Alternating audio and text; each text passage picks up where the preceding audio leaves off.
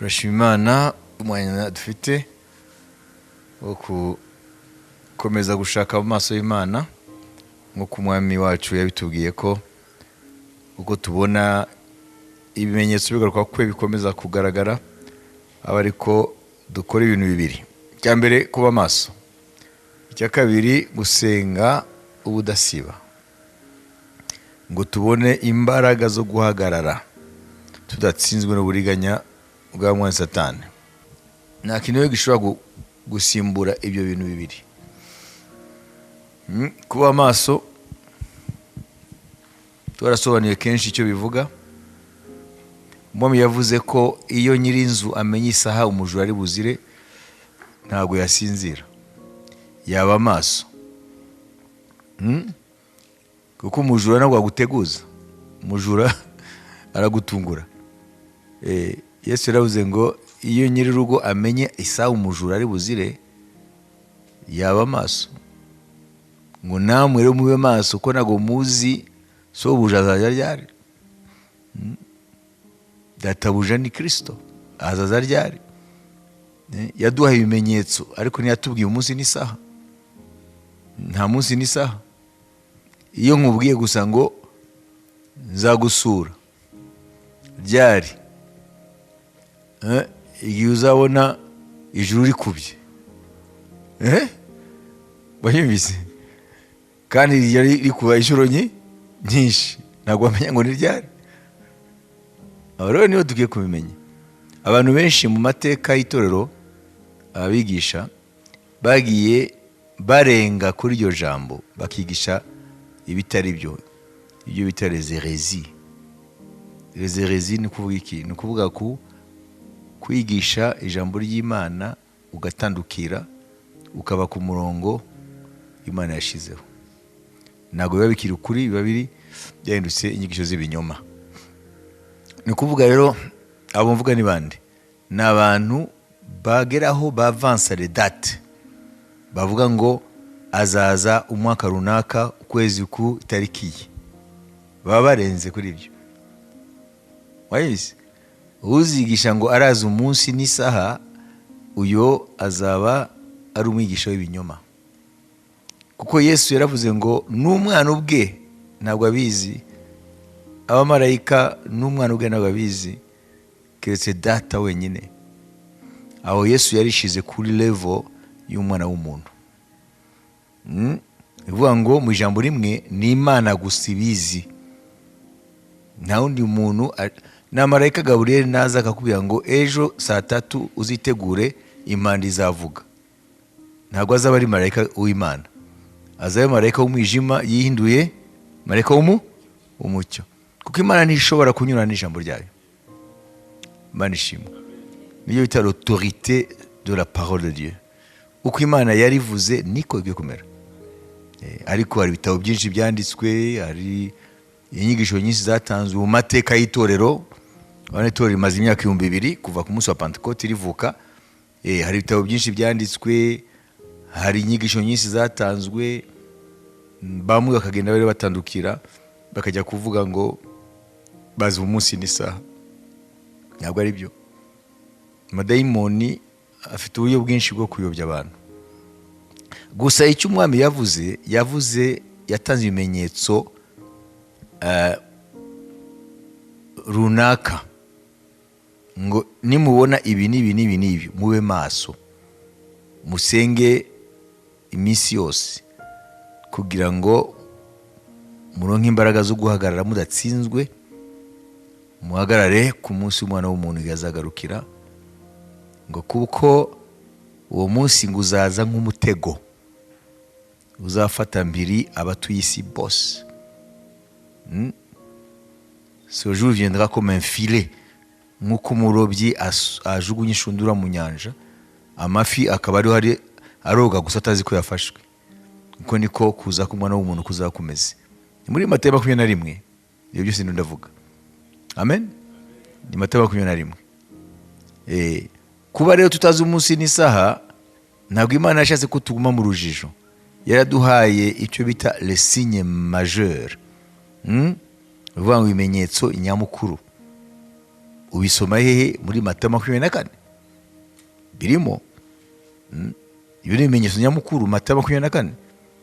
Hanyuma hakaba hariho rero n'ibindi bimenyetso byunganira ibyo mu bindi bice bya Bibiliya.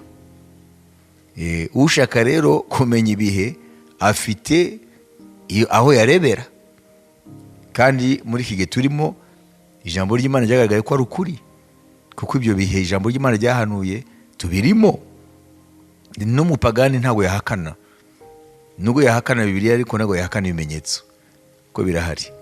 Ariko ibintu bita des preuves factuelles, nuko hariho bihamya bifatika. Et les faits sont têtus. Ushobora guhakana ibintu ariko ntabwo wahakana fact. Manishima. Haleluya. Ari ibimenyetso. Niyo Abanyarwanda bita ngo ibimenyetso simusiga. Imana yarabitanze. Wayizi? Ushobora guhakanya ibindi ariko ntabwo wahakanya ibimenyetso. Okay? Ibimenyetso ntabwo wabihakana, birahari. Abapagani bose nabo baravuga bati ibihe ntabwo bisanzwe, ko ntashobora kubihakana kuko biragaragara. Bashobora kutamenya ijambo ry'Imana ngo baryizere ko ari ryo ryabivuze, ariko ntibashobora guhakanya ibimenyetso byerekana ko turi mu bihe bidasanzwe. Amen. Mu rwego rw'isi turi mu bihe bidasanzwe. Rero les faits ntushobora kuzihakanya, fact ntushobora kuzihakana. Nimba iriya modoka ifite ibara ryirabura ntushobora kubihakana. Ushobora kuvuga ko ari ngufi, ari ntoya, ari nini, ko ishaje, ko ari nshya, ariko ntabwo wahakana ko irabura. Kuko ni ibintu bita ibimenyetso simusiga. Ibimenyetso rero simusiga Bibiliya yavuze tukwiye kureberaho ko Yesu ari ku rugi. Nubishaka kubibona rero jya muri Matayo 24 were ku murongo wa mbere uraza kubibona. Ibi bihe rero turimo rero, Bibiliya hari ikibazo yadusigiye umwami Yesu muri Bibiliya kubyerekeye kwizera. Iri shuri ryitwa ishuri ryo kwizera. Turaza kubona ko abantu benshi ntibarakamenya kwizera icyo ari cyo. Niyo mpamvu hari ubuswa bwinshi n'akavuyo mu bitwa ngo ni abantu bizera Imana. Mwabizi? Mwisa twari gusoma Luka 18:8 ariko duhere ku murongo wa mbere ngo ntitubivane muri context yabyo. Nsome Luka 18:1-8. Abacira umugani wo kubigisha ko bakwiriye gusenga iteka ntibarambirwe. Arababwira ati hariho umucamanza mu mudugudu umwe utubaha Imana ntiyite ku bantu. Muri uwo mudugudu harimo umupfakazi. Aramusanga aramubwira ati ndengera ku mwanzi wanjye. Amara iminsi atemera, ariko ahageze aribwira ati nubwo nubaha Imana kandi sinite ku bantu, ariko kuko uyu mupfakazi anduhije ndamurengera ngo adahora azi iminsi yose akandushya. Nuko umwami Yesu arabaza ati ntimwumvise iby'uwo mucamanza ukiranirwa yavuze? Ubwo bibaye bityo Imana se yo ntizarengera intore zayo zitakira ku manywa na nijoro? Mbese yazirangarana? Ndababwira yuko izazirengera vuba. Ariko umwana w'umuntu naza, mbese azasanga kwizera kukiri mu isi? Amen. Iryo ni ryo somo yashatse kudusigira, cyangwa yashatse gusigira itorero. Uriya mugani, iteka iyo umwami yavuze umugani aba afite isomo ashaka gutanga. Isomo rya mbere ngo tukwiye gusenga ntiturambirwe. Isomo rya kabiri nuko mu gihe cy'iherezo hazaba ari ikibazo cyo kwizera. Kwizera noneho ese abantu baragusobanukiwe? Icyo kibazo. Tuvamara amasomo abiri. Rya mbere ni isomo yuko umwami adukangurira gusenga tutarambirwa. Icya kabiri ni ikibazo kivuga kwizera mu gihe cy'iherezo kuzaba guhari koko. Turaza kubibona rero mu ijambo riri buduyobore masengesho y'uno munsi. rero ujye turiga uyu munsi uravuga ngo la foi de Dieu ou la foi des démons, ukwizera kw'Imana n'ukwizera kw'abadayimoni. Abantu benshi barazi ko abadayimoni bafite kwizera. Hari ukwizera kw'Imana, hakaba n'ukwizera kw'abadayimoni. Reka byumvikane gutyo. Hari ukwizera kw'Imana, hakaba n'ukwizera kw'abadayimoni. Hari ukwizera kw'Imana, hari n'ukwizera kw'abadayimoni. Nitumara kubisobanurwa rero, turaza gusanga rero abantu benshi rero baribeshye ku kwizera kwabo, barishutse. Kuko ushobora kwishuka, ntushobora kwishuka kuri umunyabwenge kandi ntabwo, sibyo? Ushobora kwishuka wowe yuko ufite ubwenge bwinshi kurusha abandi, kandi ugasanga ntabwo ari byo.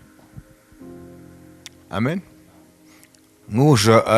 Ushobora kubwira abantu bazi ko intellectuel ngo ni umuntu yagiye ku ishuri. Ntabwo ari byo. Ushobora kuba waragiye ku ishuri ukarangiza na kaminuza, ariko ntabwo ubarwa mu intellectuel.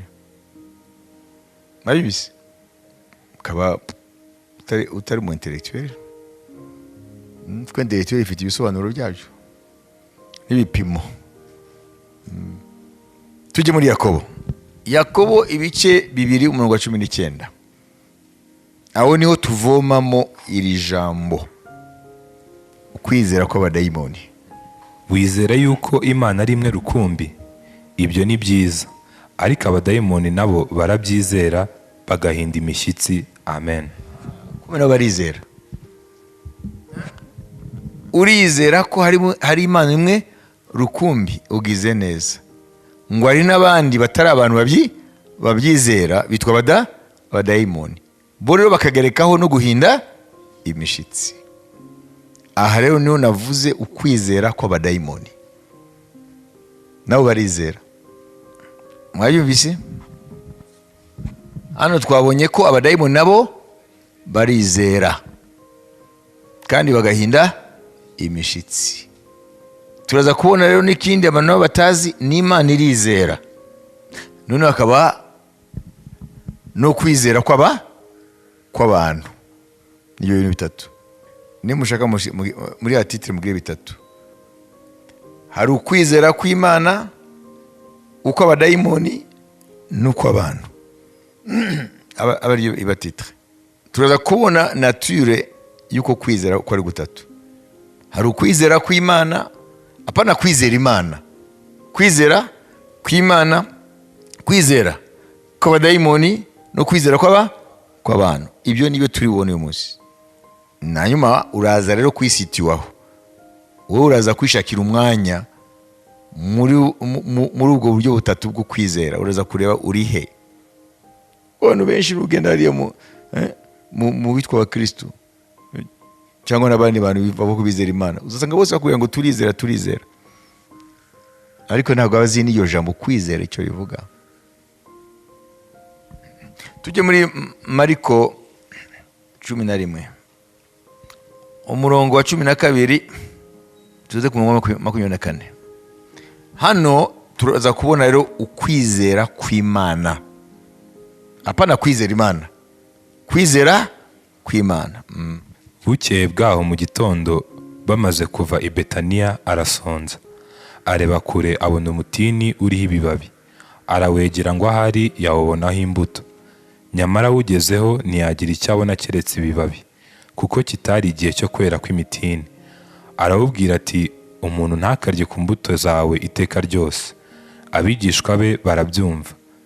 Bagera i Yerusalemu, yinjira mu rusengero, yubika ameza bavunjaga ifeza n'intebe z'abaguraga inuma. Ntiyakundira umuntu wese kugira icyo anyuza mu rusengero.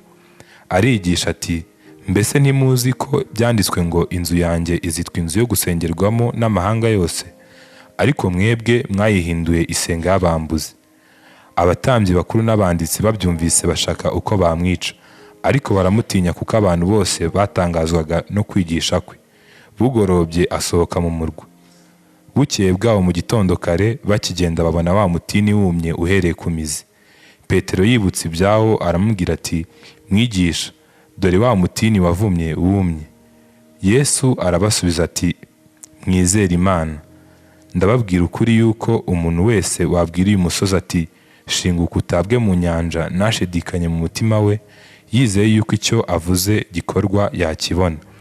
Nicyo gitumye mbabwira ni ibyo musaba byose mubishyizeho umutima, mwizere yuko mubihawe kandi muzabibona. Amen. Batangariye ko umutini yavumye wumye kuva mu mizi. Ya jambo kuri 22 niyo jambo nyamukuru ushaka ko tuvugaho. Subiramo. Hariya nugeraho yarababwiye ngo ayez la foi de Dieu. Mugire ukwizera kw'Imana. Yesu arabasubiza ati, mugire kwizera kw'Imana. Amen. Aha. Kuko ukwizera kw'Imana bakubonye muri Kristo, amagambo yabwiye umutini. Amen. Kwizera kw'Imana turakubona no mu gitabo cy'Itangiriro igice cya mbere umurongo wa mbere n'uwa kabiri. Katubasome. Ça s'appelle la foi de Dieu, kwizera kw'Imana. Imani ya kimungu. Kuna kumwamini Mungu na imani ya kimungu. Mbere na mbere Imana yaremye ijuru n'isi. Isi yari itagira ishusho, yariho ubusabusa. Umwijima wari hejuru y'umuhengeri. Maze umwuka w'Imana yagendagendaga hejuru y'amazi. Amen. Komeza. Wewe mu wakangahe? Wa gatatu. Imana iravuga iti, habeho umucyo. Umucyo ubaho. Imana iravuga iti, habeho umucyo, noneho umucyo ubaho. Yesu abwira umutini, ntihazagire uza kuryaho iteka ryose. Icyo mubonaho niki? Imana yizera ijambo ryayo. Imana yizera icyo yavuze ko kiba. Uko niko kwitwa ukwizera kw'Imana. Mwabyumvise? Dieu croit en ce qu'il dit. Imana yizera ijambo ryayo. Iraryizera. Ikivuze ibizi ko gikoreka. Asigaye ko tureba rero iki kwizera kw'abantu. Sibyo? Tumaze kubona kwizera kw'abadayimoni. Barakugira ni bakugira. Barakugira. Nige nabivuze? Ni Yakobo. Ni Bibiliya. Imana igira kwizera ni kugira. Irakugira. Nige nabivuze? Ni Bibiliya. Amen. Tugaturebe rero ukwizera kw'abantu. Mariko 9 igice cya 14 tugere kuri 29. Bageze aho abigishwa be bari, babona iteraniro ry'abantu ribakikije, n'abanditsi bajya impaka nabo. Uwo mwanya abantu bamubonye baratangara cyane, barirukanka baramusanganira, baramuramutsa. Arababaza ati, mwabagishaga impaka z'ibiki?